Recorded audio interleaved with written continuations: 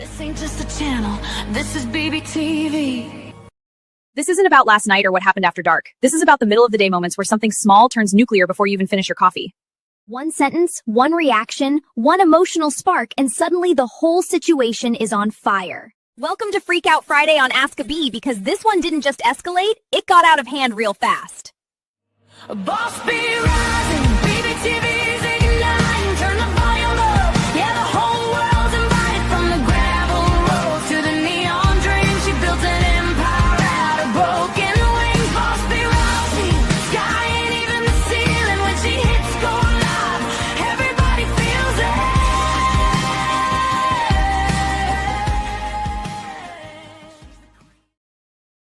All right. Welcome back. It's Ask a Bee, and we are on our Freakout Friday. And if you're brand new here, let me set the table before we dive headfirst into the chaos, because this is not a podcast where we whisper affirmations and sip tea. This is the show where real people send in real life, did I lose my mind, or was that justified situations? We read the story like a letter, okay? And then I break it down live with equal parts, logic, side eye, compassion. And the best part is that you are not a silent audience in this room. You are jurors, commentators, co-conspirators in the verdict, okay? But we're safe here, okay? In here, we run on honey or stinger. Honey means, okay, I see you. That was human, maybe messy, but understandable. And stinger, it means, that reaction overshot the runway and we need to talk about it, okay? And I want you using those words in the chat as we go. Please, telling me what you'd done, okay? What would you have done? What line crossed it for you? What moment made your eyebrow lift, and whether the reaction actually fit the situation or somebody hit the panic button before the facts finished tying their shoes. Yeah, that happens. Fridays in particular.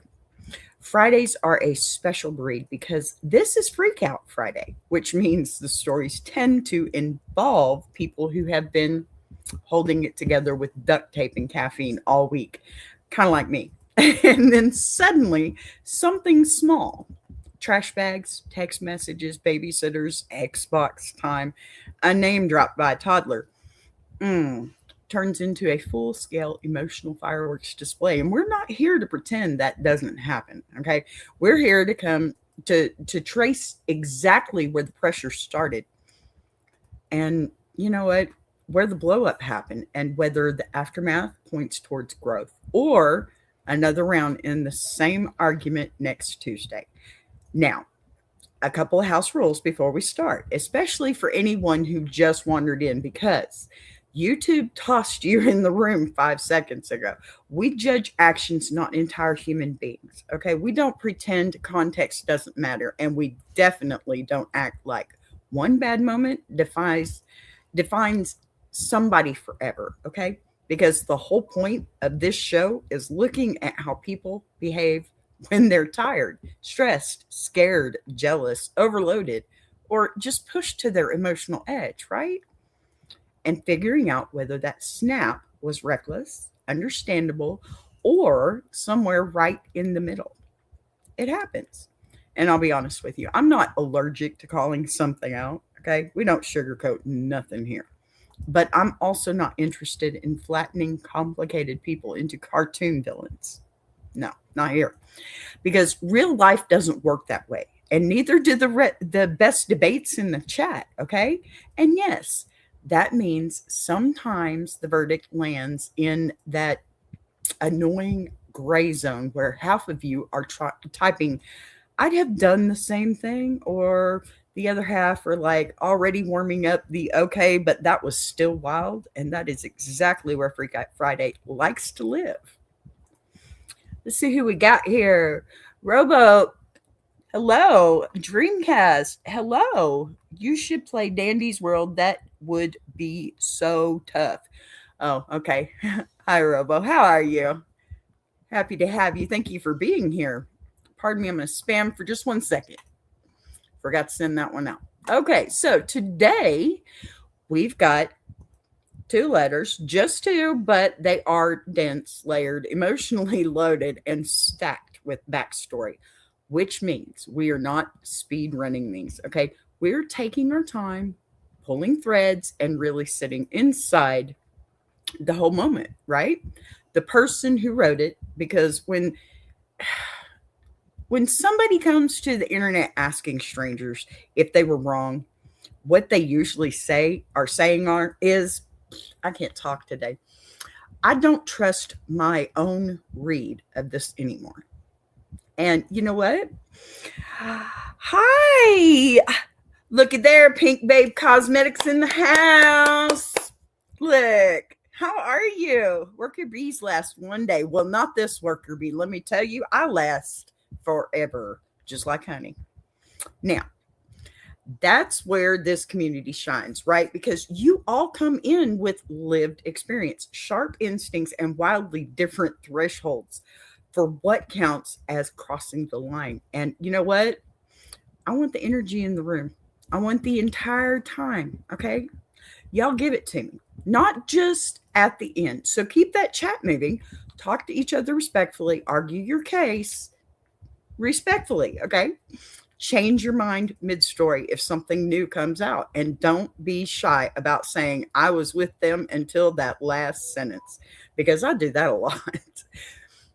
And that's usually the moment where the whole thing tilts. And since it's Freakout Friday, I'm just warning you now, the letters today involve long-term trauma, messy co-parenting with new partners colliding with old wounds, exhaustion stacking on exhaustion, my daily life. Just kidding. And that uniquely modern relationship phenomenon where people swear they heard you, promised they'd change, and then somehow the trash bag is still by the door 3 days later. My house. So if you've ever sat on your couch thinking, I am one inconvenience away from flipping this entire coffee table emotionally, don't do it. It hurts because it'll land on, oh, never mind. Sorry. Congratulations. You are among friends, because these stories live right in that space where logic and emotion are arm wrestling in the driveway while the neighbors pretend not to look. Now, one more thing, because I always want to say this clearly at the top. This is not a courtroom where we issue life sentences, okay? It's more like a post-argument debrief where everybody's adrenaline has finally worn off and we're asking, okay, what actually happened? What part was fair and what was foul? Okay. And what would have made this go differently? And sometimes the answer is communication imploded. Sometimes it's somebody hid information they absolutely should not have hidden. Sometimes it's old trauma. Grab the steering wheel. And yes, sometimes it's simply that 2 exhausted adults tried to solve a problem at the exact worst possible moment of the day, which is a skill nobody teaches and everybody eventually messes up. So if you're new here, hit the like button, pretty please. If you're vibing with the conversation, make sure you're subscribed so you don't miss future Freakout Fridays, and settle in, because we're about to read our first letter, break it down piece by piece, and see where the chat lands. Don't forget, honey or stinger. And fair warning, I already know the first one is going to split the room. So stretch those thumbs, pour whatever beverage is keeping you upright today, and let's get into this. This is going to be just so much fun. I just know it. Okay, let's see here. I'm so unprepared and not sure why. All right. Copy that one. Paste it here. Yes, copy and paste. That's my job. That's what I do. And we have media. All right. Here is our first. Oh, there. First story. Am I the a-hole for completely freaking out on my ex-husband because of who he let babysit our daughter? Okay, before we get into this one, I almost forgot about this one. I want to say this real quick. I skim through these. I try to take out all the bad little words. We use fork around here, not the F-bomb, right? Okay, so forgive me if I've missed any. I do apologize. I tried. And also, I'm going to say this right now with just the title, I'm on her side. Okay? Her and the baby. All right, here we go. I, female 33, have been divorced from my husband, male 34, for a little over a year. It's been rough. Of course it has, honey. We were childhood best friends who thought we'd be together forever. This might be dramatic, but I'm quite frankly traumatized from the divorce, which might be clouding my judgment. Okay, I'm glad she's got that, frame of mind. Anyways, I picked up our 3-year-old daughter from his house yesterday and got some. Interesting news today. During lunch, she told me that on Saturday, her and Daddy's girlfriend watched Cinderella.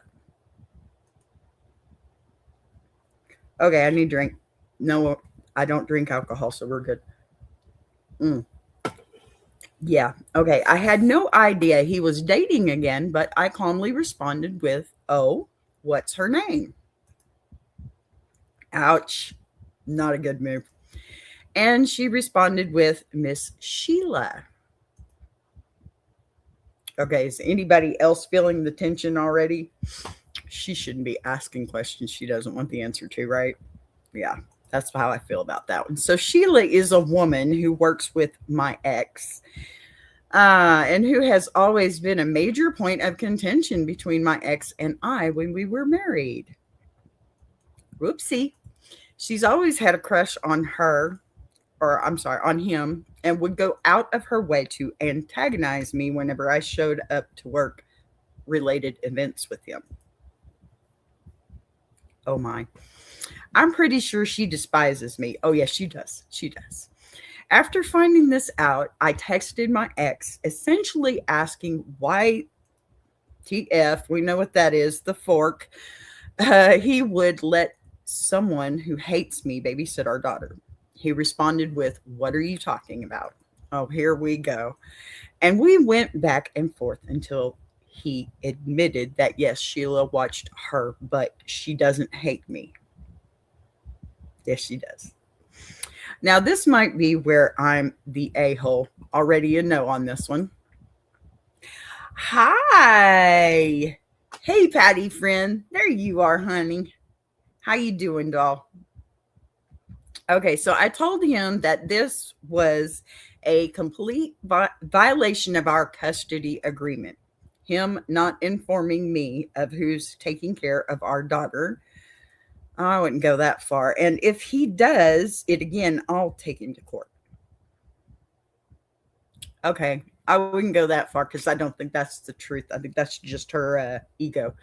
So he responded with, "Chill, I was in my office and they were in the living room." And I told him that the apple doesn't fall far from the tree and he's just like his father. Okay, now we're definitely going too far. For context, here we go. Oh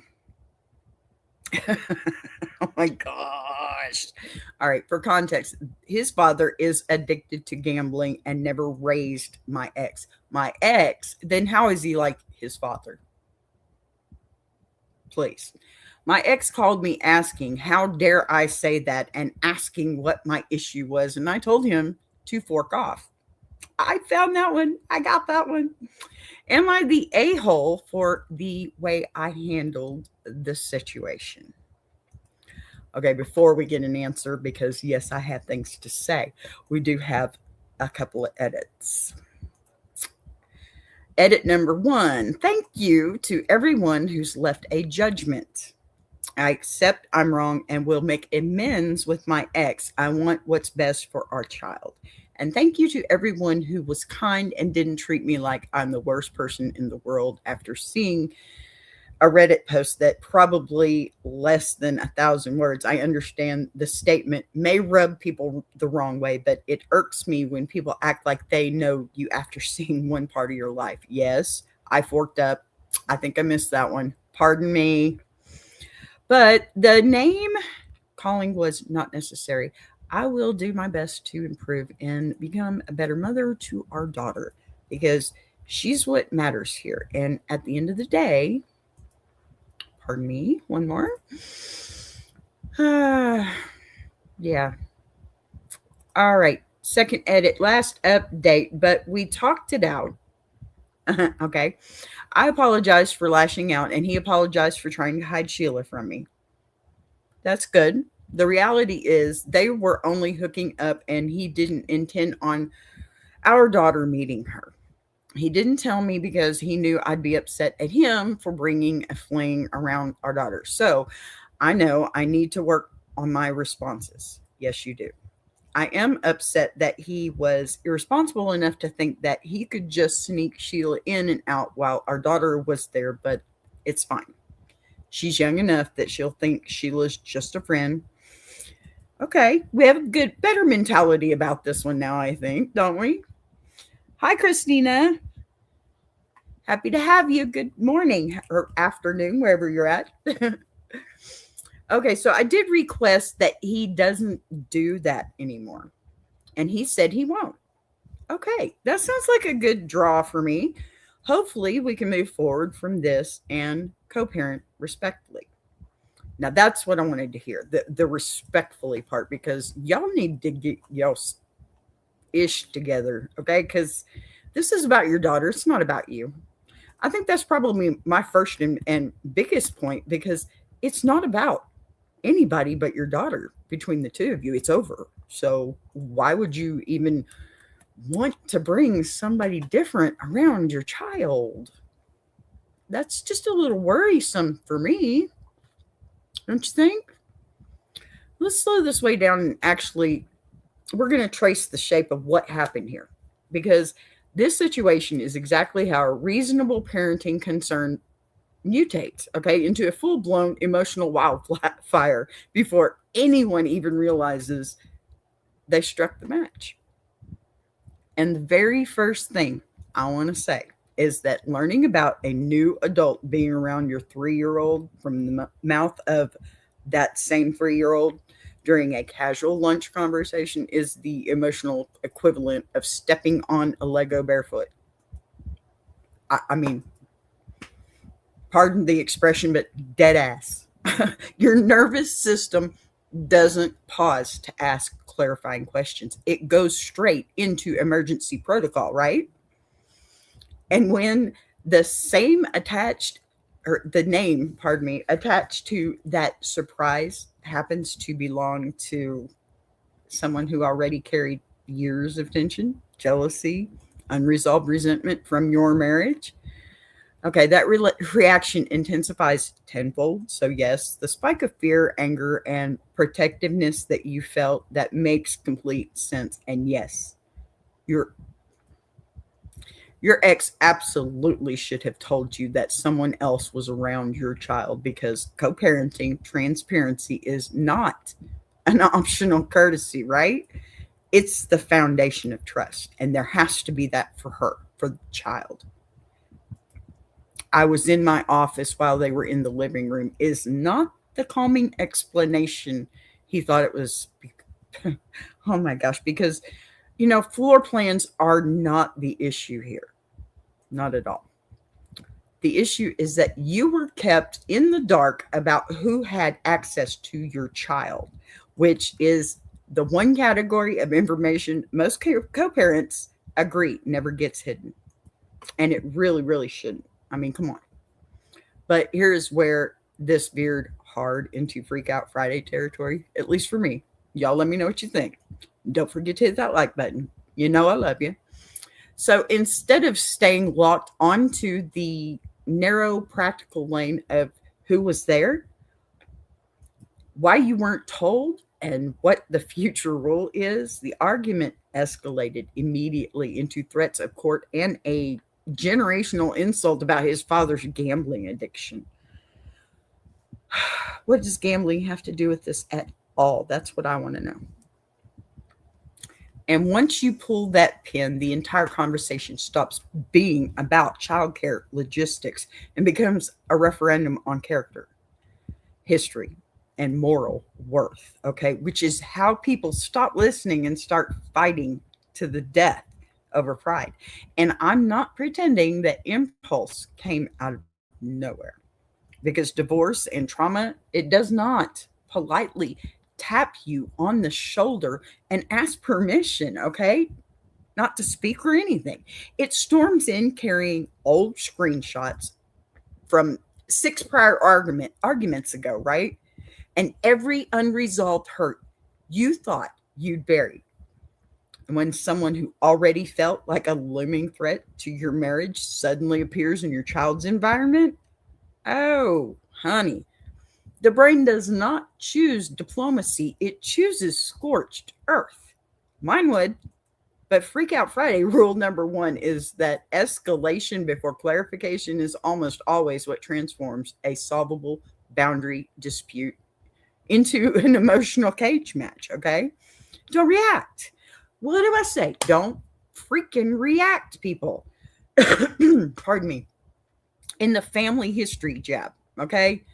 In particular, didn't protect your daughter. In fact, that was probably the stupidest thing I've ever heard anybody ever say. I'm sorry. That pissed me off. I can understand why it pissed him off. That's just really ridiculous. Why would you compare somebody to someone you know they hate just to hurt them? Just to hurt them. Don't forget who's going to get hurt in the process. And I'm not talking about you, honey. I'm talking about that baby. That's who's going to ultimately get the most pain out of your situation.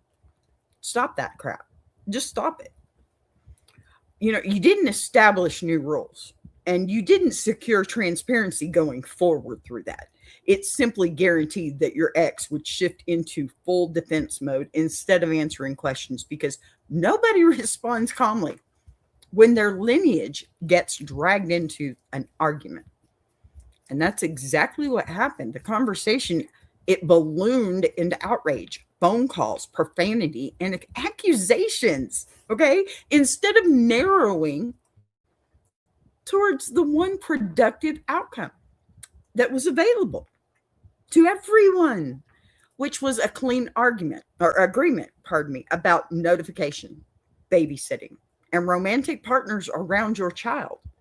And what keeps this from... Wait, before I say anything, the rule for him applies to her too. Not saying that she's done that, but she has to own up to that too. So, it's got to be a two-way street. The both of you made that child, the both of you need to protect that child, and stop acting like children yourself. Okay. What keeps this from being a one-sided drag fest is that his behavior absolutely contributed to the explosion too. Because hiding the presence of someone he was casually hooking up with around your kid in order to avoid upsetting you is not the strategic genius move he thought it was. No, it's the kind of secrecy that detonates trust. Absolutely. And even faster than blunt honesty. And you know what? Sneaking people in and out of a child's life, even briefly, is exactly how misunderstandings metastasize into permanent suspicion. Because once you find out after the fact, your brain fills in every little missing piece, every little detail with worst case scenarios. It's always going to be the shoe's about to fall. The floor's about to fall out. Let's see. Patty says, I can understand her freak out, but I can understand his reaction too. At least she humbly listened to the reactions. Got to give her honey for her response to the situation, in your opinion. You know what? I totally agree with you. I do. I think that both of them are playing children here. Don't be a kid having a kid. Grow up a little bit, be a little bit more mature, because you know what? That child needs you to be, right? And I don't know about y'all, but anybody that has a child, I know once you find out that you're about to have one, pardon me, that changes you, right? It changes you. And wow. I just think that both of their reactions was kind of stupid. His bringing this person in the first place, especially being as intense as it was for their whole situation before the divorce, that was a really stupid move on his behalf. And her, oh my God, throwing the father line in, you know what? She was hurt. He was hurt. They lashed out at each other. And that is exactly how children act. That's what I'm saying. Sorry, that one kind of got me a little heated myself, I think. And I'm tired of watching people overshoot the runway with their responses, right? Because it triggers, and it's not imaginary. And the part that, really shifts the story away from total disaster is what happened next, which is that you didn't entrench yourself in the argument forever, right? They didn't double down just to save face. Didn't build a shrine to being right. People got cooled off, reflected, apologized, accepted criticism, and then reset boundaries. And that is not the move of someone who is committed to perpetual chaos. That is the move of someone who let their emotions outrun their strategy and then corrected course. So, I have to give them both honey and stinger in this situation. I'm really torn because they both did something wrong. It seems like I wish he would have been a little bit more forthcoming, or maybe she just didn't say with his apology in this situation too. Maybe if we had more context on his part in this, that would be more helpful for me, because, I feel like maybe, yes, she was wrong to say that, but he was wrong to do that. And, they both should be apologizing because they both messed up. That's just me. That's not how it usually works, especially not in my house, but, that's how it goes. But you learn each other to the point where even if you don't say you're sorry, you know how to say you're sorry. That too. That takes time, though. These are apparently, they didn't take a whole lot of time to stay married. So I don't know. That's just me. I guess that's just me. Alrighty. So, yeah. I don't know. The more I think about this, the more I just realize neither one of them really were thinking about the child, because she had her pride because of Sheila, right? And he had, well, I don't know. See, I'm torn now, I guess, because I really think that had he not done what he did, she wouldn't have gone off. He set the tone for the whole situation. And it was really irresponsible. And it was even more ridiculous that it's with the same person there was tension with before the divorce, which I don't care if they're just hooking up or not. Mama, little girl should have never seen that lady's face again, as far as I'm concerned. Maybe that's me. Maybe I'm being old-fashioned, but that's the way I see it. All right, you know what time it is. It's break time. Doggy needs to go potty because, that's all I do all day. Anyway, I'll be right back. You guys enjoy the song. Stretch your legs. Get you something else to drink. Plug your ears if you don't like it, but stick around. I'll be right back with another story. Love you.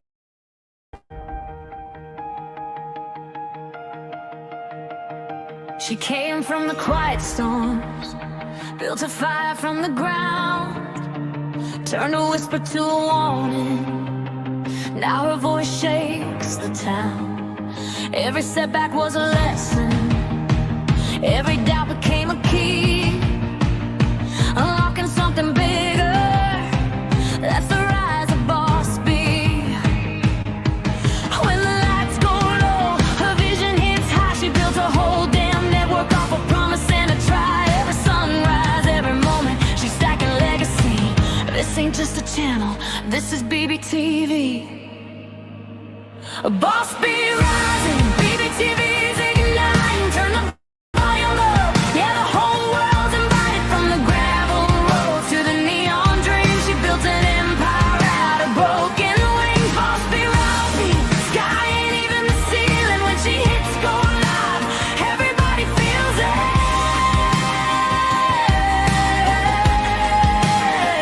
She's the queen of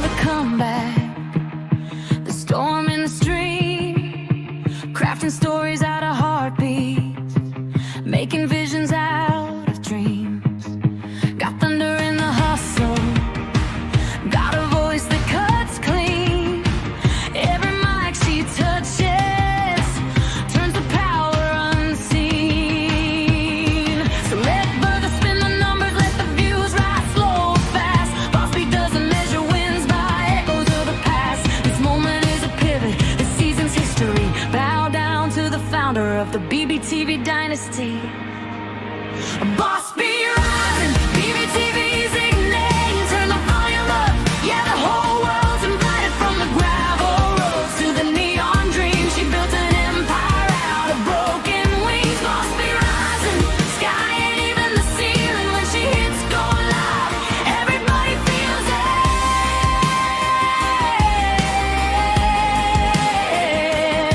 She's got fire in the head, it's got truth in the frame. Got a heart that won't retire and a gift you can't name. Every loop, every letter, every dream she sets free. It's a love note to the world sign. Boss B. And the world keeps watching as the numbers climb, but she's counting all the moments, not the dollar signs. From the late night grind to the daylight scene, she's building something bigger than the algorithm's dream. Boss be rising, BBTV shining. Her story's rewriting, a legacy in real time. Boss be rising, BBTV's igniting. Turn the volume up, yeah, the whole world's invited. From the gravel roads to the neon dreams, she built an empire out of broken wings. Boss be rising, sky ain't even the ceiling. When she hits go live, everybody feels it.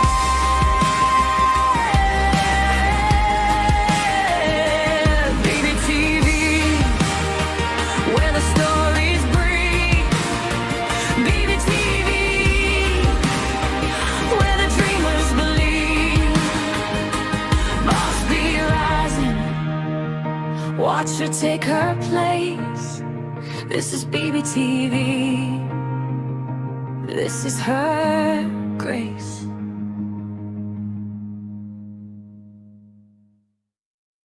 Join Boss B for Ask a Bee Monday through Friday, 12 noon Central Standard Time and Jukebox Journey every Saturday, 8 p.m. Central Standard Time.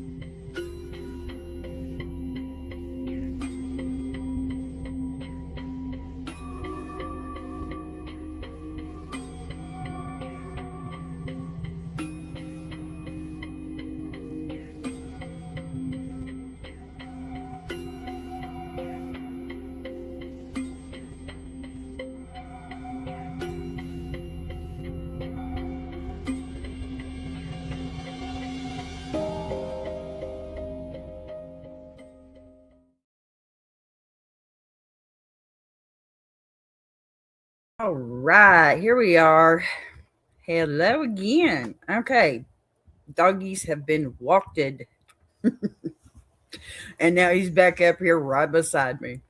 Of course, big old baby and little old baby. Yeah, I got to. All right, so here's the next story. This one's a little bit more. This was a lot more. Okay. Am I the a-hole? Yeah, I didn't move that word, did I? For losing my shit on my boyfriend after dealing with my ex. Told I'm crazy and freaking out a bit more. Probably. Okay. I, female 30, need insight. For starters, I have 4 children, 3 with my ex-husband, 35 male, and 1 with my current boyfriend, 31 male. Backstory. I spent 9 years with a physically and mentally abusive boyfriend turned husband, together 8 years in total, 6 married. I was 19, young and naive when we were together. I knew my ex from childhood, but at the time, it didn't occur to me that it was weird for a 19-year-old to go after a 14-year-old. Yikes. I lost my virginity to this man at those ages. Again, I didn't realize at the ripe age of 14 that the situation was so beyond inappropriate. He took my virginity at 14. I dated him at 19 and had my first at 22. I went through some shit bad with the prior ex before my ex-husband. Sorry. It's a word. We're adults here. Amidst the emotional trauma and young age, I jumped at the opportunity to start dating my ex-husband for real instead of a V card losing one. Oh, a B card losing one night stand. Okay. That's a little confusing. All right. Before I married him, we had a daughter, which I also wanted and tried for. We got her. After that, I told my ex we needed more protection due to allergies I can't take because, so I'm extra cautious with my prophylactics. Okay. He got me pregnant twice after being drugged. After being drugged, he was caught weirdly by my now boyfriend assaulting me while I was passed out, inebriated. Oh, my ex's words to my now boyfriend were, "We're married. Technically, I own her. You have no say." Long story short, I had 3 kids, 2 against my will. Although no part of me regrets them, I love my babies more than anything. And my ex was arrested for assault by strangulation, wrongful imprisonment, amongst several misdemeanors. Okay. Remember, I skimmed through some of these, so I don't know the whole story. And the reason I do that is because I want to have a real reaction. Okay. All right. So I've been in child support court with him for 4 years now, to no avail because he won't pay. I'm a certified phlebotomist. Oh, hello. Good taking care. No, shut up. I didn't say nothing. Okay. I'm a certified phlebotomist and lost my hospital job due to my ex refusing to either watch our kids only if I forgive him or until I agreed I was wrong for upsetting him. He was a miserable drunk who made me work 4:30 p.m. to 3 a.m., then drive 30 minutes home to sleep for 2 hours before being expected to get up, clean the house, and take care of the kids before going back to work. Yet every day I got home, the kids were soiled with an empty box of cereal after trying so hard and having authorities not be able to do anything until I was strangled. I took the opportunity to dip out during the 4 days he was in jail. Good for you, honey. That's a good thing. This is awful. Hello, Eddie. Good to see ya. I'm doing great, thanks. Thank you. Okay, so I couldn't up and leave Florida at first. I needed to leave my job on a good note, and I got lucky to have family willing to bring my kids back to New York for a couple of weeks. Well, I finished my couple of weeks at work after turning in my notice. Oh, good. Okay, which was incredibly hard because it took so much work to land that dream job. Yeah, that sucks, but it's got to be better for you. After I left work, I moved back to New York with my kids and family. Alrighty. And the next part is where? There you go. All right. Let's see here. Now, I struggled for a few months and reached out to old New York friends, and my ex took me away from. That's good. Thank you very much, Eddie. One of them was my boyfriend. We were good friends for 16 years before I returned and was my best friend. We spent a while hanging out, catching up, and eventually falling for each other several times before we became serious. I told him he had every right at any time in the beginning to walk away if my 3 kids were too much. Like a gentleman, he stepped right the fork up. 2 years later, we had a son. Both of us were in bad places post-COVID. So my dad, who respects my boyfriend, paid to bail both of us out. Then him and my mom bought us a house. Part of my inheritance. My parents have a thing about wanting to be alive to see the inheritance go to something important, and I respect that. Okay, yes, I understand that. My dad also paid off my boyfriend's past rent right after the COVID lit. My boyfriend has been financially supporting all of us throughout. How cool. I got diagnosed with epilepsy after the brain damage my ex gave me after slamming my head onto tile and proceeding to try to strangle me. I'm forever grateful for him. Don't get me wrong. There's 10 pages more that I could write to further explain my ex, but I digress. That's a good thing.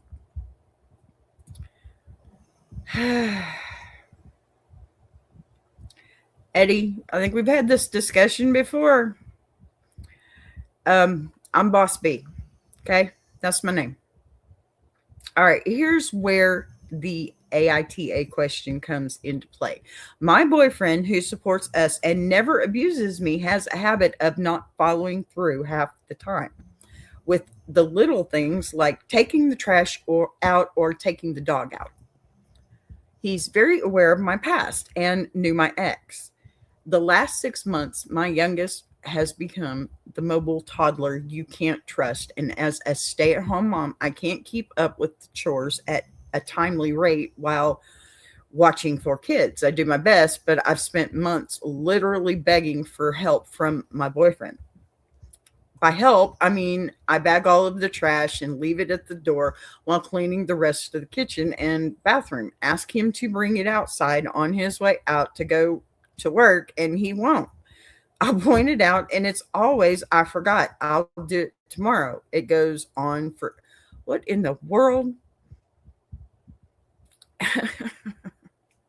All right, it goes on for a few days until I stop trying to make a point and do it myself. All righty. I'm not sure where that came from. Something's wrong there. Okay. Yeah, because that was supposed to be up. Sorry, distracted. Now it's time for this one. I've verbally expressed all of that verbatim to him, yet it never changes. I asked to sleep in for once, and he'll get up and let me sleep. But the whole time will be on his phone. And when I wake up, yes, I actually slept in as he kept the kids quiet. None of the chores were done to give me a break, even though I've expressed how overwhelmed I am. I'm answered with, well, I'll let you sleep in. Honey, it sounds like you're having just, no good luck with any of them. Where did this, what?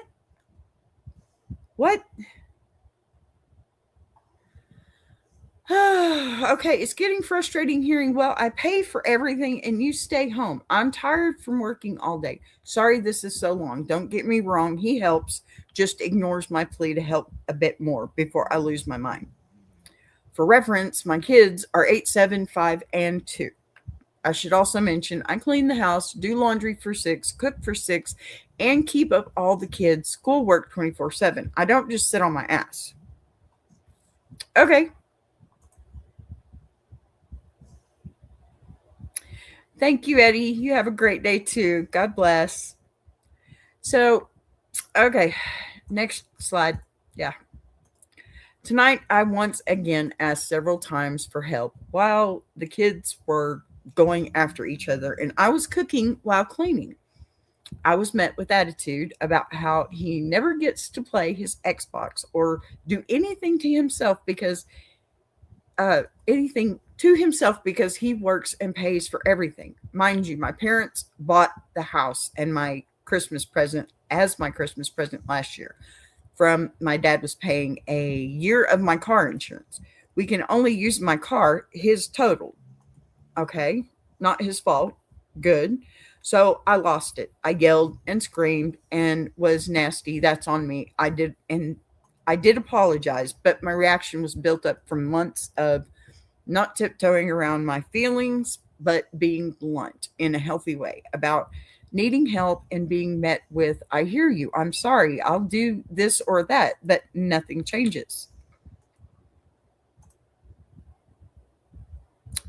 Thank you, Eddie. I appreciate you. Okay, so this has gone from one extreme to another for me here. So this man is a saint. He comes with flaws, as everyone does. But after months of blatantly expressing how I'm overwhelmed and need help and basically going nowhere in terms of helping resolve this, I lost it. Now I feel like an ass. SOS. Am I the a-hole for screaming at my boyfriend? Am I expecting too much help, even though at the beginning I gave him several outs? Expressed how I understood not wanting to take on someone else's kids, knowing the BD was a POS. I guess the bad dad was a POS. I don't know. Don't get me wrong. I love this man. This isn't a matter of should we break up, but more so did I overreact. Thanks for reading this far if you have. Okay, you get a lot of context here, honey. My goodness. Yeah, I should have skimmed this one, or I may not have done it. Just kidding. Thank you, Eddie. So, yeah. Okay, let's take this one slow, and because that's the only thing I can do here. That's a lot. Okay. I'm even going to widen it out a little bit because there is a lot of history sitting underneath this blow up. And when somebody asked, did I overreact after living through years of abuse, medical trauma, custody battles, financial stress, and the daily logistics of 4 small humans? The honest answer is almost never a simple yes or no. It's about whether the reaction matched the moment or whether months of pressure finally punched through the ceiling here. Yeah. And here the ceiling had clearly been cracking for a long time, because you are not describing a person who woke up one morning and randomly decided to scream at a perfectly attentive partner. Okay. You are describing someone who survived a predatory relationship that started when she was a literal child, okay? Endured sexual assault. Pardon me, SA. I'm not supposed to say those words. Forgive me, YouTube. Inside a marriage, okay? Had children under coercion. Got hurt badly enough to cause lasting neurological damage, okay? Fled across states with kids while trying to preserve a career. Lost that career anyway. Fought in court for years for support that never came. Rebuilt her life from the ground up. Leaned on family help without pretending it wasn't helping, right? And is now spending every single day inside a house with 4 children under 9. One of whom is a 2-year-old demolition expert, right? Doing the cooking, cleaning, laundry, schooling, logistics, and safely monitoring while managing epilepsy and the psychological residue of nearly a decade of violence. So when you say you are overwhelmed, that's not dramatic language. That is a factual description of your operating conditions. And when you say you have been asking clearly, repeatedly, bluntly, without passive aggressive hinting for specific help, like talking, bag trash outside, or taking, walking the dog, knocking out a few chores while you cook or while you finally get to sleep in. The pattern keeps looping into I forgot tomorrow, or I let you sleep in, right? I'm not hearing a one-off lapse. I'm hearing a chronic mismatch between, well, what you need and what he is consistently delivering. And that matters, because resentment doesn't usually come from one big betrayal. It comes from 1,000 small moments where someone feels invisible while holding the entire household together with duct tape and caffeine. And layered on top of that is the fact that your nervous system has been trained by years of danger to escalate when you feel unsupported or cornered or dismissed. which means you hear, I pay for everything and I work all day. It doesn't land as a neutral statement about fatigue. It lands as a threat to your worth and safety and contribution, even if he doesn't intend it that way. Because in your past, control, money, exhaustion were weapons. The brain, it does not politely separate present day context from historical trauma when it is tired and flooded. It just hits the red button. You know it does. So yes, you're yelling and screaming and being nasty in that moment was not the ideal delivery system. And you already own that by apologizing, which is important, of course. But the fact that you apologized does not magically erase the months of unmet requests that led to the blow up in the first place. And this is where the Freakout Friday needle starts hovering in the middle instead of slamming to one side. Because your boyfriend is not the monster your ex was. You really need to remember that.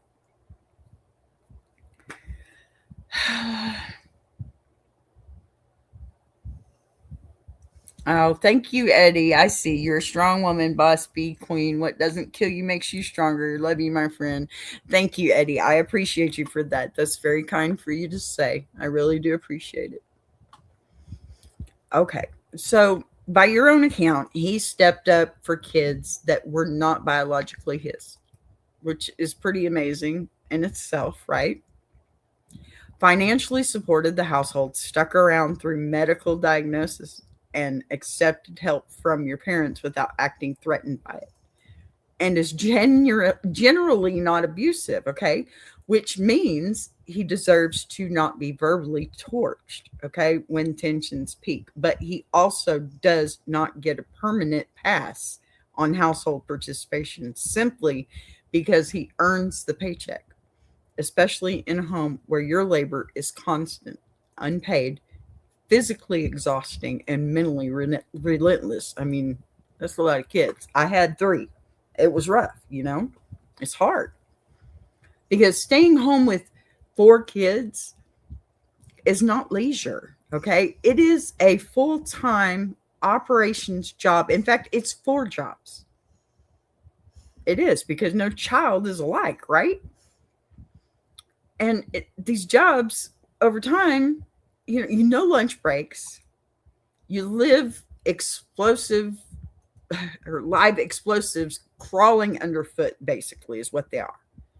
And when he frames it as I work and pay for everything, that's not just inaccurate in light of your parents covering the house and car insurance.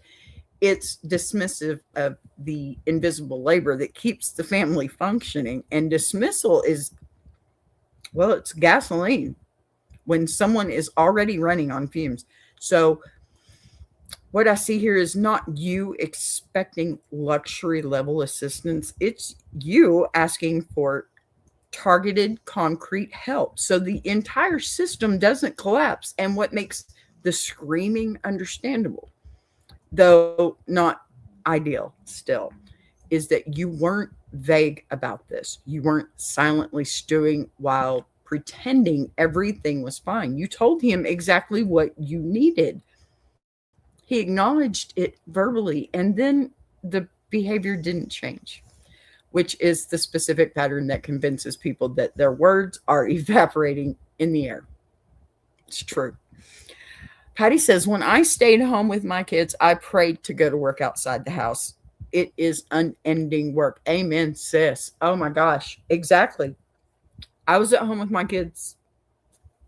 I even homeschooled. And let me tell you, it's not a picnic. It's just not.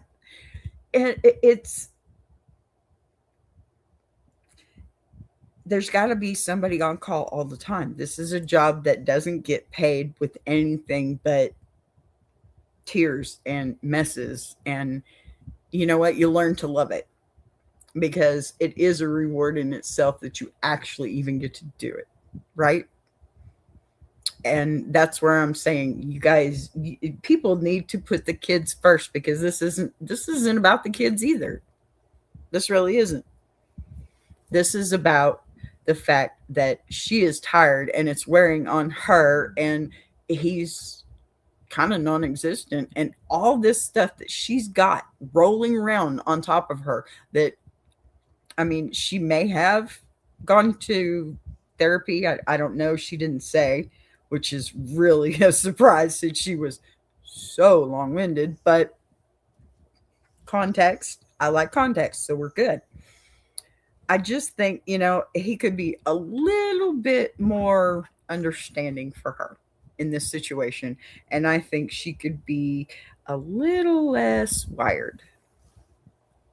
And I understand why she's wired, because kids wire you. I mean, I'm a grandmother, a mother of 3. I get it. But there are just times that as a mother, you have to find a place where you can find a middle ground, because, if he's at work, he can't help.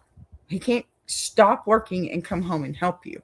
So you just invent new ways. And, to me, that the knowledge of how to fix these things is the biggest reward out of all of it.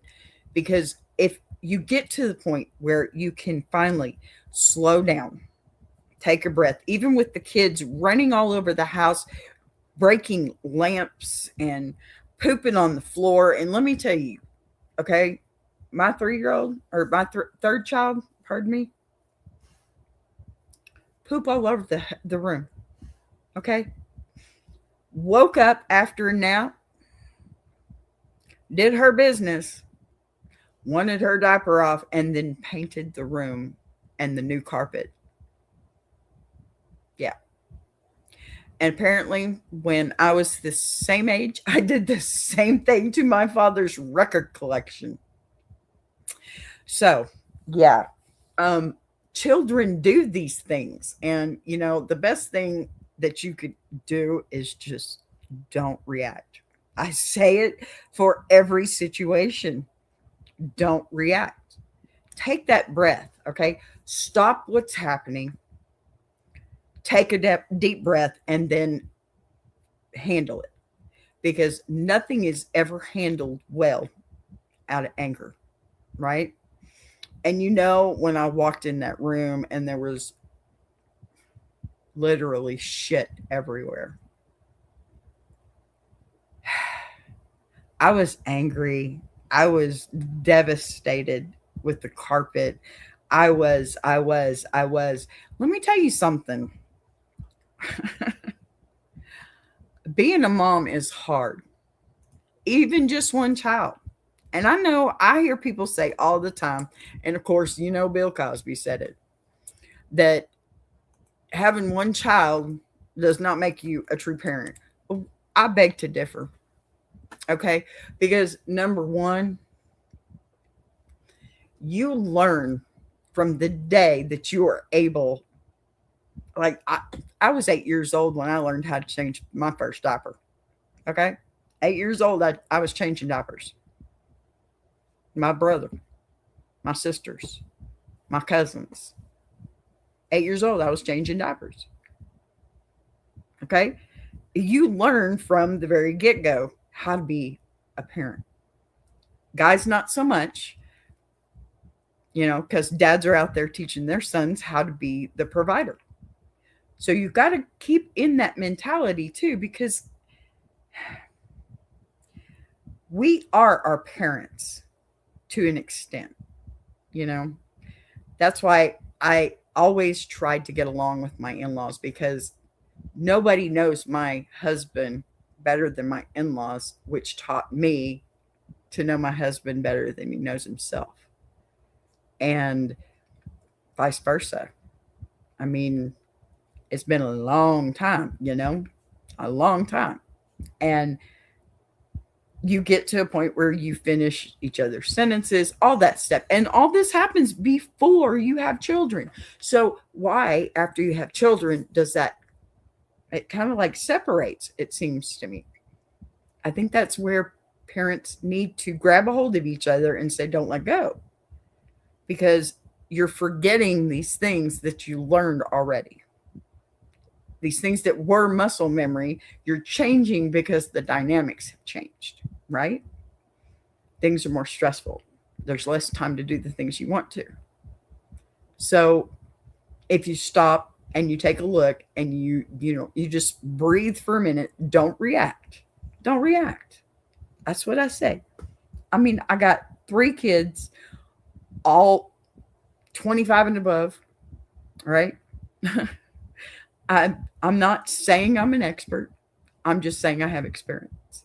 And this is how I've been able to get through this and still stay married to my husband and now be preparing my granddaughter for school almost on a daily basis because I didn't react. I learned how to stop reacting.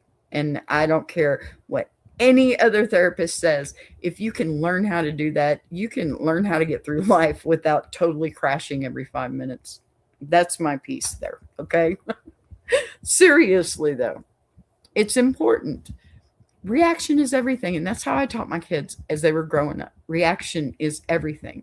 And I would say, they would ask me for something and I would flat out say no. If they reacted correctly, okay, thanks anyway, something to that effect without getting ugly with me. You know what? That was a great reaction. I think you can go ahead. It's important to teach them not to react like that, right? Anyway, all right. So before I bounce, don't disappear on me just yet, okay? Because the deal, I got a little bit of promos at the end here, but because Freakout Friday never really ends when the story does, it just moves into the parking lot. And there's always a conversation back there, So leave something in the comments for me. Let me know what you think about this one.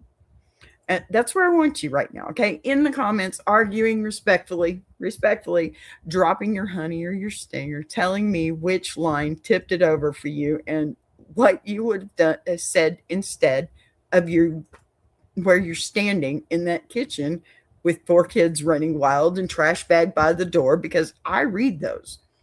I pull from those. And half the time your takes end up shaping future shows. And if you enjoyed today's chaos with the purpose, then make sure you tap the like button for me, please. Check you're subscribed, okay? And don't forget, memberships, super chats, we are fully monetized and running with it, okay? Share this with somebody who lives for messy relationship debates, because that's how this community keeps growing. And right after this, we've got another idea coming up for me. So check it out. We got a little BB promo. You know how I do. My girl, she's always in there somewhere. All right, y'all. Stick around. Check out Tuber Chat. Don't forget Tuber Chat. Get over there and see them. Love you guys. Bye-bye. I want to take a minute to shout out Tuber Chat. If you're a creator who's tired of surface level advice, and actually wants to understand how YouTube works, that's the space. It's real conversations with real creators who are in the trenches, building channels, testing ideas. No posturing, no gatekeeping, no fake guru energy, just people sharing what's working, what isn't, and why. If you're serious about growing, learning, and not doing this alone, check out Tuber Chat. The link is in the description. If you're enjoying this show, subscribing is the easiest way to support what's being built here on BBTV. You'll see the join button right next to subscribe. No pressure, no expectations, just an option for people who want to support the channel in a real way. We're live weekdays at 12 p.m. Central, and each day has its own focus. Same honesty, same voice, just different conversations depending on the day. And if you've got a story you want to share, send it in. Anonymous is always fine. Boss be right.